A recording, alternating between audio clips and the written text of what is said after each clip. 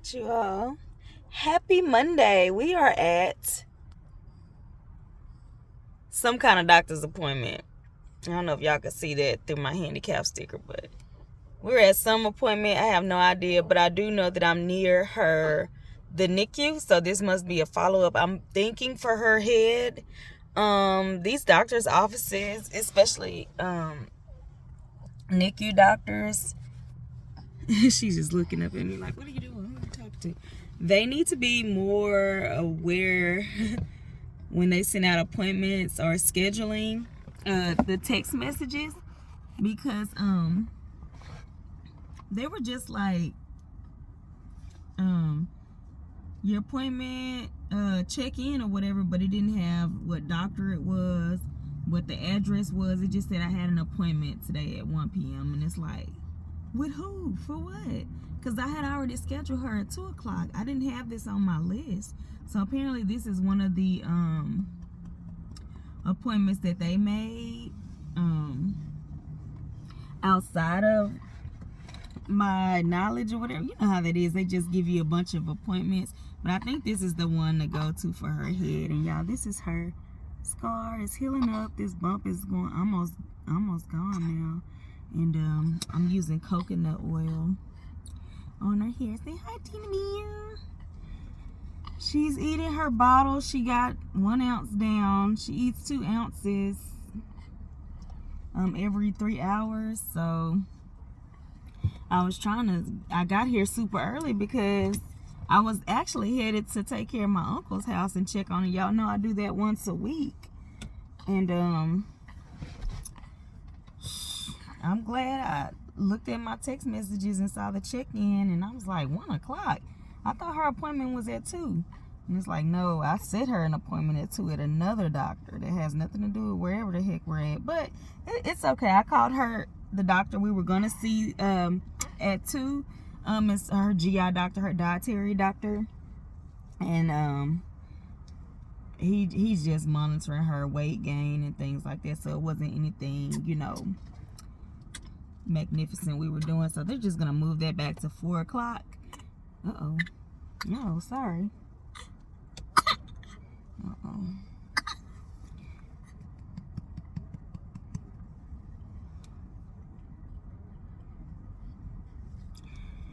We're gonna move that back to 4 o'clock. And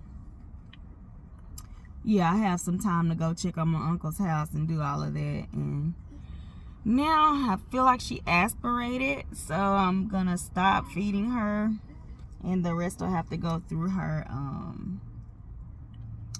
tube. But it's half her feed. I'm not mad about it, and I can just feed the rest of her tube. Once she starts coughing, I don't continue feeding her through the bottle, just to be sure no fluid gets into her lungs, her little lungs, and doesn't build up or whatnot. This is such a bad angle, y'all. I had to sit in my passenger seat to feed her, because of course in your driver's seat is a lot going on over there with the steering wheel. And so there we go, Tana Bear. Look at you. Say hi to the people. They love you. They pray for you. And you just staring into space. I did burp her before we came on camera. I try to burp her in between ounces. I don't know if that does anything or not. She ain't in me. You see yourself? She is paying attention. I guess the building and the trees and birds are gonna win here, not the camera. But anyway, we will see you guys when we get in whatever office this is. It says Suite 300, so we'll see. Now you're looking. All right, y'all. Really quick, y'all, I had forgot that I didn't put her in the breastfeeding position and to turn her to the side, and I was feeding her back, and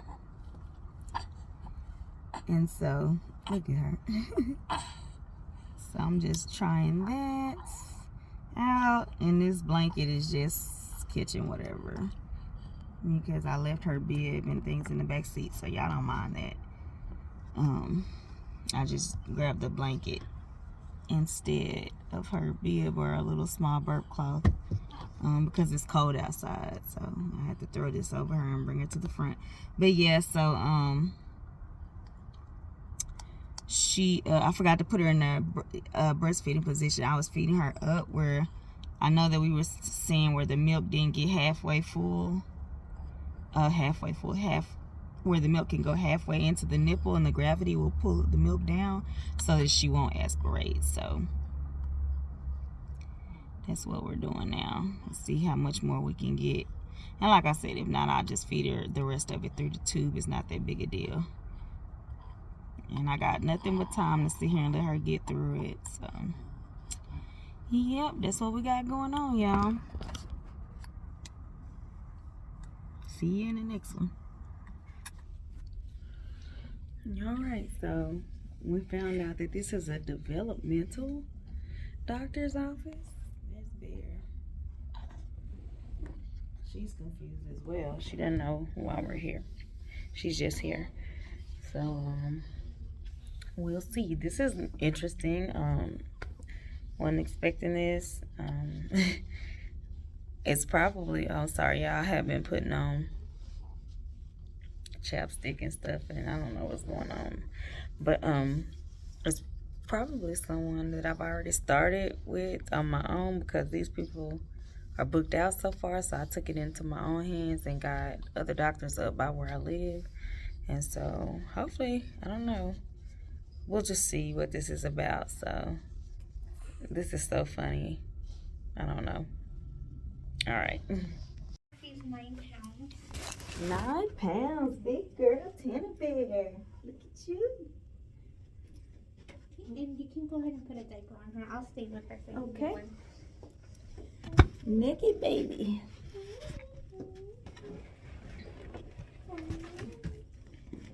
All right.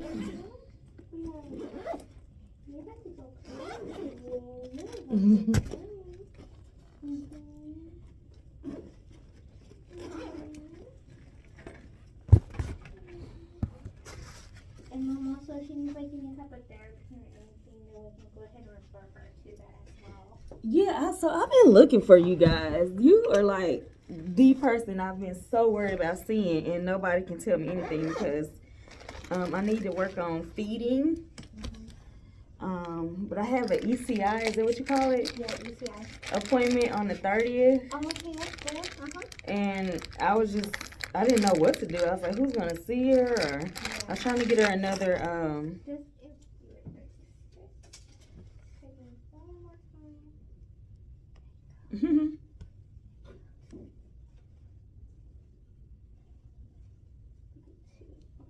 All right, give us what we need. We need a little bit more. There we go, Tana Bear. Okay, Mom. So that's everything for me. You're Okay. all set. Miss Austin will be seeing you today, and you can go ahead and put her clothes back on. Okay. Okay? All right, thank you.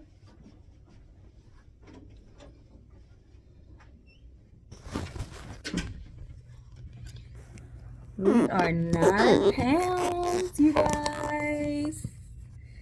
9 whole pounds. I'm excited. She's growing. I didn't think she was growing because, y'all, sometimes she spits up her milk. Or sometimes, too, I need to talk to y'all about that in a different video, but my sleep pattern is off so bad that some nights, you guys, I miss a feed of hers. I just don't. My alarm goes off. I turn it off and roll over. Like, it's so difficult to wake up. And it's either the 2 a.m. or the 5 a.m. that normally just takes me out. One of those, I'm just like, man, whatever. And so I'm excited about her little weight gain. All things considered, you know. But I'm giving myself grace, like I told you guys. I'm a new mom with a child that has like special needs, so you know it's not gonna be normal. I wish you guys could see this, y'all. Her she's gonna be short as AF. She's gonna be short. Her dad is like 5'4", y'all. I'm 4'5". He say he 5'4". I'm 5'6".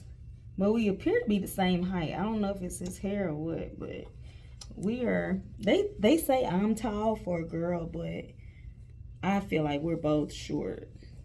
And so she's gonna be short. Her little newborn pants just hanging down, so I have to put them in her, tuck them into her socks, y'all. That's so embarrassing. But she'll just be little like her daddy. I'm not little like that, but or maybe because my legs are long, I appear taller than what I actually am. But yeah, so I will cut this off and let you guys back on when the doctor comes in, or whoever specialist. I don't know what we're seeing. Whoever we're seeing when they come in. All right.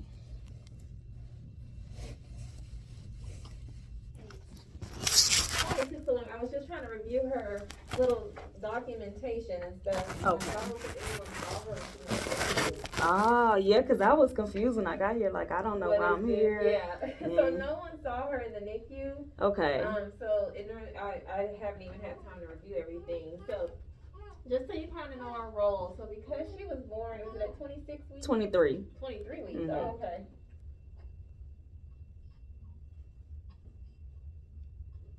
Yeah, you're right. It is 23. Drop that binky. And you can hold her if you want, if she gets fussy because I won't start all that till later. Okay, here. 23 and 3. Yes. You're young. Okay. So because she was born premature, she is at risk. Doesn't mean she'll have it, but she's at risk for different developmental delays. So what our role is we work hand in hand with your pediatrician to make sure she's hitting those developmental milestones on time. Okay. Okay. So the 3 areas that we look at is her language, her gross motor skills. So like, is she rolling on time? Is she, crawling and walking correctly and on time? Okay. And then her cognitive fine motor. So for us, that would be like tying our shoe or writing. But for her and her age, I'm checking to see, is she tracking? Is she reaching? Does she understand how to stack blocks when she gets a little older? Those type things. Okay. So we'll kind of continue to monitor her up through preschool. Okay. But the visits won't be like that often. Okay.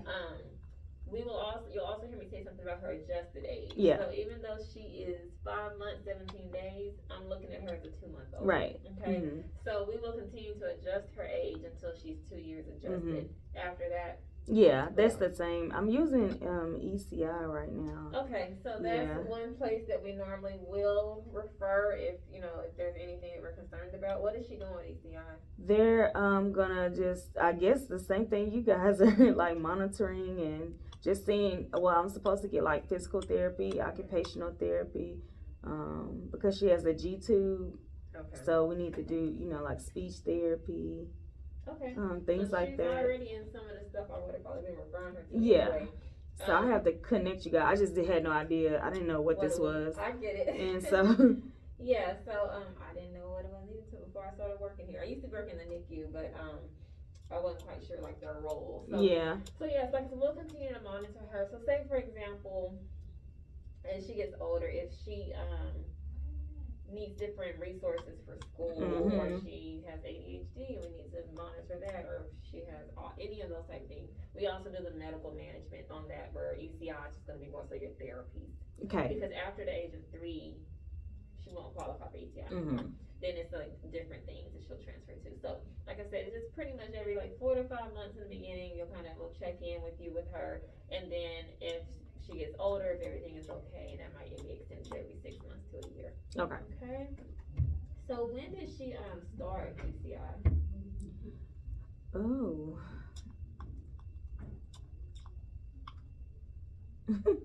It's in March. I can't remember, like sometime at the beginning of March. Oh, so she just yeah. Okay.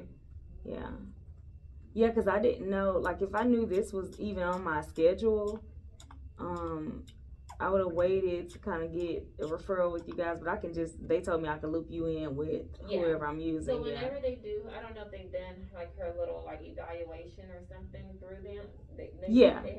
So yeah, just have it whenever you're like your next visit, or you can email it to us. Just send that, and that's kind of what we're looking at. And sometimes ECI is good because typically it's free, but Mhm. sometimes they don't do the best services. So Got say it. for Okay. example, if she's coming in, I'm like, yeah, she's still not falling based off where she Mhm. needs to be. Then sometimes we're a little bit more helpful with trying to get private therapies and Okay. those type things. Yeah. So, but they're a good resource to Okay. have. Okay. Alrighty. So this first visit is just going to be a lot of talking, to Okay. get some information, Mhm. and then at the end, hopefully before she gets too sleepy, I'll do a quick Yeah, assessment girl. at the end. Okay. So you said she was discharged home with a G tube. How about like with any oxygen or anything like that? She did come on 0.1. Okay.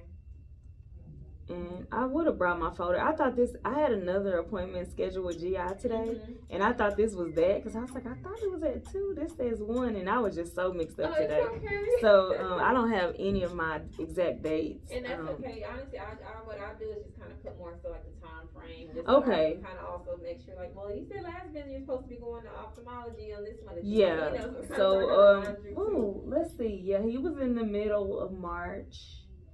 With her first follow-up appointment from discharge. With the ophthalmologist? The pump. Oh, the The pulmonologist. lung. Okay. Yeah. So you saw them in March? Mid-March. And he had her on 0.1 liters before, when we discharged, and then he went ahead and took her off during the days, and I'm supposed to have her on at night if I see her like struggling to breathe or looking for signs, but I haven't put her on at night. Sometimes I put her on if she starts crying and I see her chest kind of moving heavy. Okay. I'll put her on the compressor for a while, but other than that, she's basically in my home off of any oxygen. Yeah, she's fine. And I do have a pulse ox at home that I tap in with maybe 3 times a day. Okay. More realistically, but probably 2. I may miss one or forget, Okay. Like a morning and night. I try to do a midday, but if I'm running like this or something, I may miss that one. Okay. And been keeping her stats up. Okay. Yeah, she's in her 90s, high 90s. Good. Yeah, so bother her too much with that. She had the hydrocephalus. They took the reservoir out. All right, y'all. So we are back at home. Tana Bear is eating through her pump, and yeah, so basically that appointment was an appointment that I had been looking for, and so now everything's starting to tie in together, because that was another thing I was confused about, was like just her developmental. I went ahead and kicked off my own appointments with doctors that my pediatrician knew, because I was just tired of waiting on NICU people. But obviously this was an appointment that they had put on the schedule for me, and I just wasn't notified.